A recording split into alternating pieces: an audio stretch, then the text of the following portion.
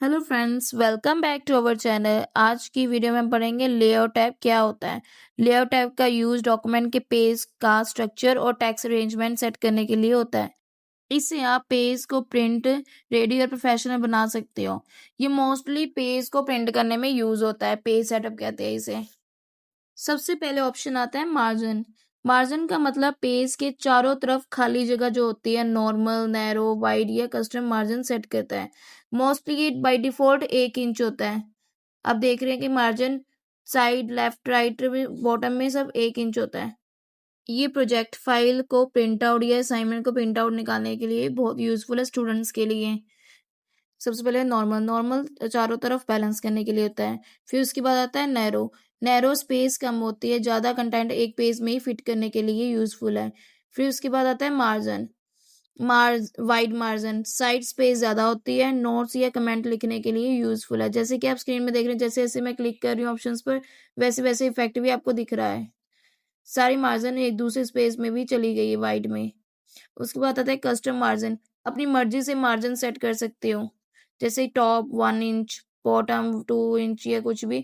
जैसे आप देख रहे, एक और ऑप्शन आप देख रहे हैं, जैसे जैसे आप क्लिक करें वहां पर इसके इंचेस भी बता रहे हैं कि कितने कितने इंचेस की है। नॉर्मल जितने भी ऑप्शन है उसके नीचे इंचेस भी बता चुके हैं उसकी। ये आप पर डिपेंड है कि आप कैसा करना चाहते हैं, जैसे स्पेस कैसे बढ़ाना चाहते हैं, लेफ्ट, राइट, टॉप, बॉटम। ये अपने अकॉर्डिंग आप खुद सेट कर सकते हैं। कस्टम में जाकर आप कस्टमाइज भी कर सकते हैं खुद लिखकर। जैसे कि आप स्क्रीन में देख रहे हैं कि डायलॉग बॉक्स ओपन हो चुका है। कस्टमाइज करने के लिए आप अपने अकॉर्डिंग इसे सेट कर सकते हैं। जैसे जैसे आप सिलेक्ट करोगे वैसे वैसे नीचे आपको शो भी हो रहा है कि कैसे कैसे स्पेस ये इम्प्लीमेंट हो रही है करने से। एग्जाम्पल के तौर पे मैंने ऊपर में स्पेस ज़्यादा दी है टॉप में। आप देखेंगे कि जैसे मैंने इसे ओके किया है तो टॉप में ज़्यादा स्पेस आ चुकी है। टॉप में स्पेस आने के बाद ये दोनों पेज, जितने भी पेज होंगे, टैक्स नीचे चला जाएगा क्योंकि स्पेस ऊपर आ चुकी है। तो टैक्स दूसरे पेज में भी गया तो दूसरी तरफ भी सेम स्पेस ऊपर की तरफ आ चुकी है। जैसे जैसे आप करोगे टैक्स वैसे वैसे सेम पेज में, हर पेज में सेम स्पेस आ जाएगी। सब फिर मैं नॉर्मल कर दिया इसे। उसके बाद ऑप्शन आती है पेज ओरिएंटेशन। पेज को वर्टिकल या हॉरिजॉन्टल करने के लिए यूज होता है। पोर्ट्रेट तो बाय डिफॉल्ट होता है। अगर आप इसे पोर्ट्रेट करेंगे तो बाय डिफॉल्ट यही शो होगा जो नॉर्मल में कर रहे हैं। अगर आप लैंडस्केप ऑप्शन यूज करेंगे तो देखेंगे कि इस नीचे ही सारा लैंडस्केप हो चुका है। आप देख, जैसे स्क्रीन होती है लैंडस्केप, फोटो लैंडस्केप होती है, जैसे फ्रेम्स होते हैं उसे लैंडस्केप कहते हैं। पोर्ट्रेट में बुक्स होती हैं। आप देखेंगे, आप खुद करके देख सकते हैं कि लैंडस्केप और पोर्ट्रेट में क्या डिफरेंस है। इसका यूज टेबल और सर्टिफिकेट के लिए लैंडस्केप यूज होता है। साइज ये बहुत ज़्यादा यूजफुल होता है अगर आप प्रिंटिंग शॉप भी चला रही हैं या डॉक्यूमेंट सेंटर भी चला रही हैं। अगर आप प्रिंटिंग प्रिंटिंग करना चाहते हैं स्पेसिफिक, तो साइज आपके लिए बहुत ज़रूरी है पेज को सेटअप करने के लिए। इसमें बाय डिफ़ॉल्ट लेटर होता है, पर अगर आप प्रिंटिंग करना चाहते हैं तो नॉर्मल A4 में प्रिंटिंग होती है। लीगल में लीगली लॉ वाले या जो कचहरियों में होते हैं वो यूज़ करते हैं लीगल पेज। ये आपके लिए बहुत यूज़ है। जैसे जैसे आप इसे पेज को सिलेक्ट करेंगे वैसे वैसे इसकी स्पेस भी बढ़ जाएगी। लीगल पेज बहुत बड़ा होता है, A4 से ज़्यादा बड़ा होता है। लेटर A4 से थोड़ा सा कम होता है, कुछ इंचेस। ये इंचेस के अकॉर्डिंग होता है। इंडियन में मोस्टली A4 साइज ही यूज होता है। आप कोई भी पेज प्रिंटिंग करने जाओगे तो आपको A4 साइज में फोटोकॉपी से A4 साइज में ही मिलेगी। वो पेज A4 साइज होता है। उसके बाद अब जैसे जैसे इसमें बहुत सारी ऑप्शंस आती हैं, जैसे जैसे आप क्लिक करेंगे वैसे वैसे ये इम्प्लीमेंट होगा, स्पेस बढ़ती जाएगी। और अगर आप A5 या छोटा करेंगे तो ये 3 पेज में आपका टेक्स्ट चला जाएगा। इसमें ज़रूरी नहीं है कि बड़े पेज होते हैं, इसमें छोटे पेज भी होते हैं। A5 A5 छोटा होता है। अगर इन्वॉल्व करेंगे तो इन्वॉल्व टेक्स्ट उतना स्पेस लेगा पेज के अकॉर्डिंग। अगर आपको एक पेज में ही करना है तो आप A4 साइज या नॉर्मली लेटर में भी कर सकते हैं।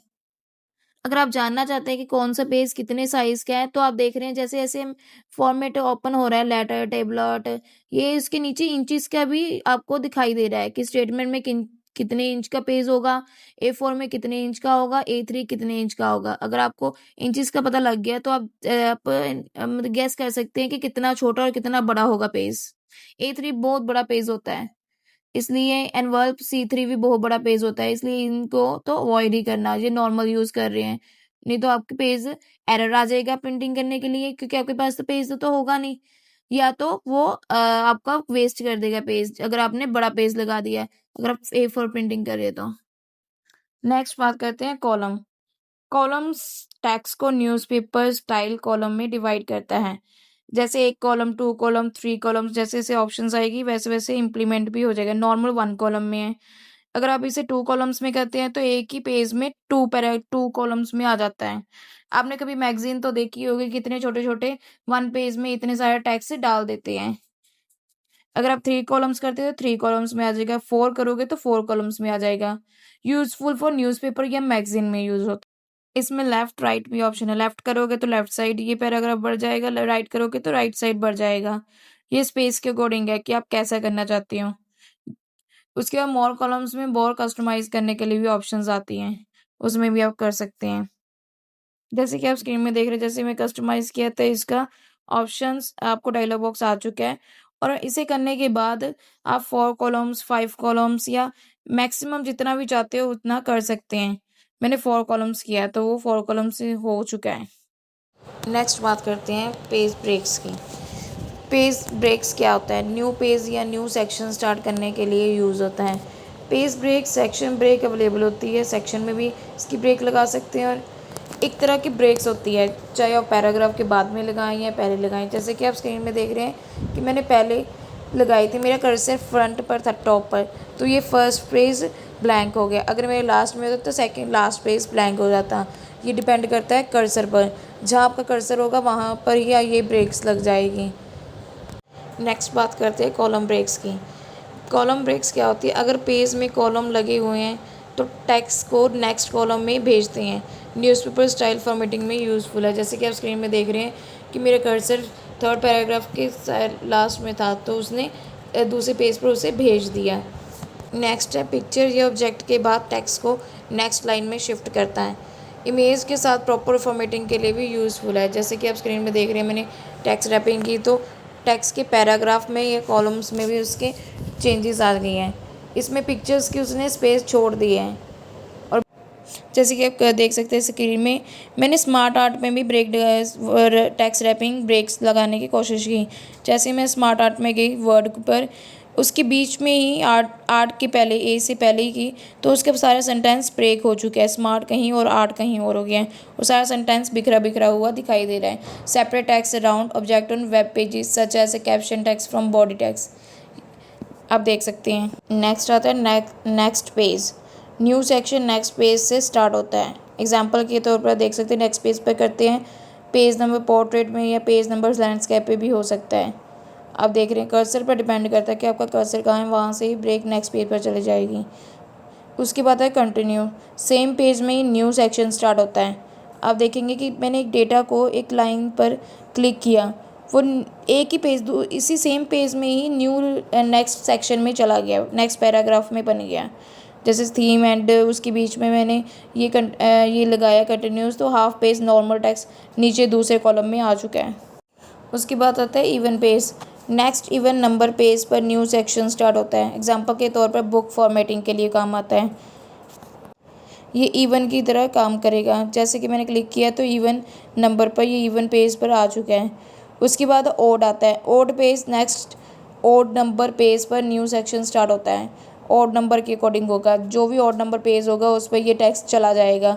ये बुक और चैप्टर के लिए यूज़ होता है।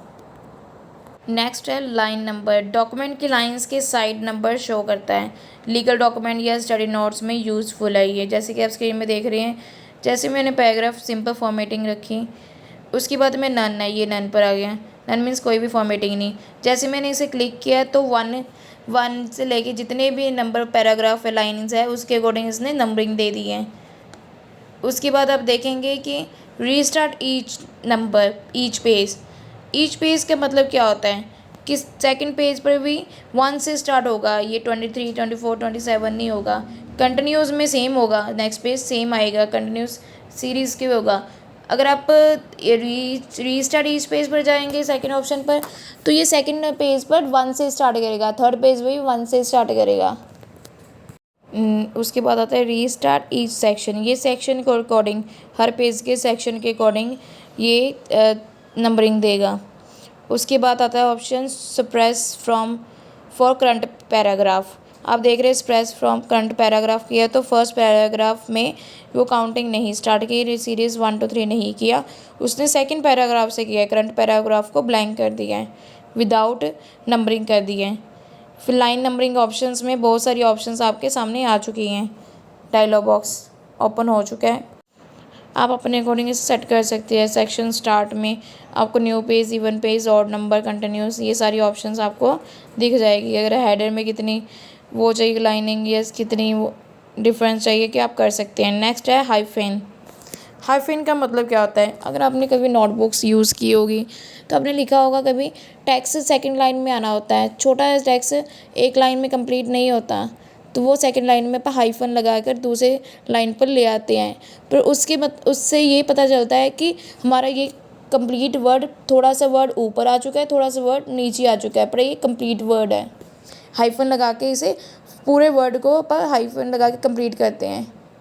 सिंपल में कहूँ तो लॉन्ग वर्ड को नेक्स्ट लाइन में प्रॉपर ब्रेक करता है। प्रोफेशनल फॉर्मेटिंग के लिए ये बहुत ज़्यादा यूज़फुल है। इसमें बहुत सारे ऑप्शंस आपके सामने आ चुके हैं। हाइफन में देखेंगे कि आपको ऑटोमेटिक करोगे तो ऑटोमेटिक ये हाइफन सेलेक्ट कर देगा पूरे पैराग्राफ में। मैनुअल पर जाएंगे तो एक स्पेसिफिक वर्ड को आप मैनुअली सेट करना चाहते हैं हाइफन लगाकर तो वो भी कर सकते हैं। हाइफन ऑप्शंस में आप बहुत सारी ऑप्शंस आपको आ जाएगी कि हाइफन आप कैसे लगाना चाहते हैं। नेक्स्ट है पैराग्राफ सेक्शन, जिसमें सबसे पहले आता है इंटेंड टेक्स्ट को लेफ़्ट या राइट साइड से अंदर करना।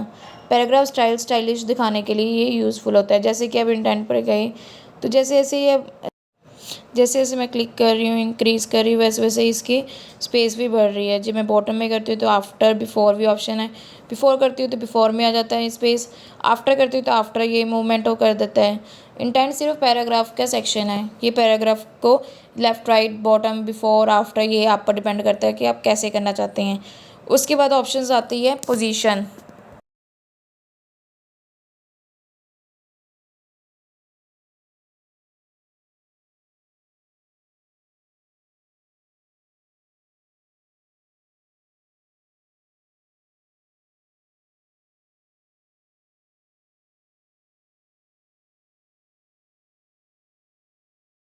पोजीशन अरेंज सेक्शन का ऑप्शन है। पिक्चर्स या शेप की एग्जैक्ट पोजीशन सेट करने के लिए इसे यूज़ होता है।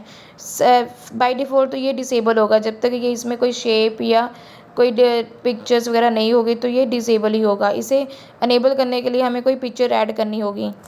जैसे कि आप स्क्रीन में देख रहे हैं, इंसर्ट पर जाकर मैंने पिक्चर ऐड कर ली है।